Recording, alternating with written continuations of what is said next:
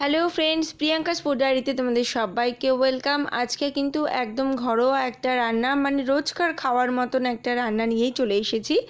আজকে বানাবো একটা তিতর ডাল, কিন্তু সেটা হবে একটু স্পেশাল। তার জন্য আমি এখানে দেখো নিয়েছি থোড় আর নিয়েছি উচ্ছে, সবগুলোই কিন্তু আমি গোল গোল করে কেটে নিয়েছি। আর এবার এগুলোকে আমি একটু নুন আর হলুদ মাখিয়ে নেব। আর এদিকে নিয়েছি আমি মটর ডাল দিয়ে একবার এইভাবে বানিয়ে খেলে তোমরা নিশ্চয়ই বুঝতে পারবে কতটা টেস্টি হয় এই ডালটা, এবং খুব সিম্পল, এটা রোজকার খাওয়ার একটা রান্না। তো নুন হলুদ মাখিয়ে নিচ্ছি আমি, এবারে মাখিয়ে নিলাম। আর অন্যদিকে কিন্তু আমি প্রেশার কুকারে এটাকে একটা সিটি দিয়ে নেব, ডালটা সুন্দর করে যাতে গলে যায়। অন্যদিকে আমি তেলের মধ্যে প্রথমে উচ্ছেগুলো দিয়ে খুব সুন্দর করে ভাজা করে তুলে নেব। ভালো করে ভাজা করে নিলে কিন্তু উচ্ছেগুলো খুব একটা তেতো লাগে না।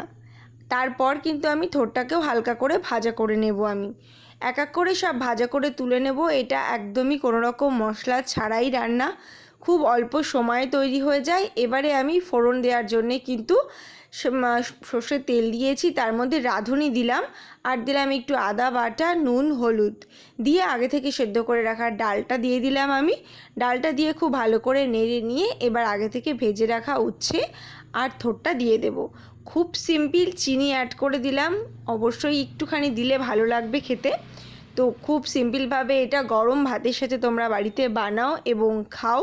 আর রেসিপিটা ভালো লাগলে সাথে থেকো, চ্যানেলটাকে সাবস্ক্রাইব করতে ভুলো না। আর পাশে থাকা বেল আইকনটাও প্রেস করে দিও, যাতে সব রান্নার নোটিফিকেশান তোমাদের কাছে পৌঁছে যায়। আর কিন্তু লাস্টে কোরানো নারকেল ব্যবহার করছি আমি একটু সাজানোর জন্য, তোমরাও চাইলে ব্যবহার করতে পারো, না দিলেও চলে, তবে এটা খেতে কিন্তু ভীষণ ভালো লাগে দিলে।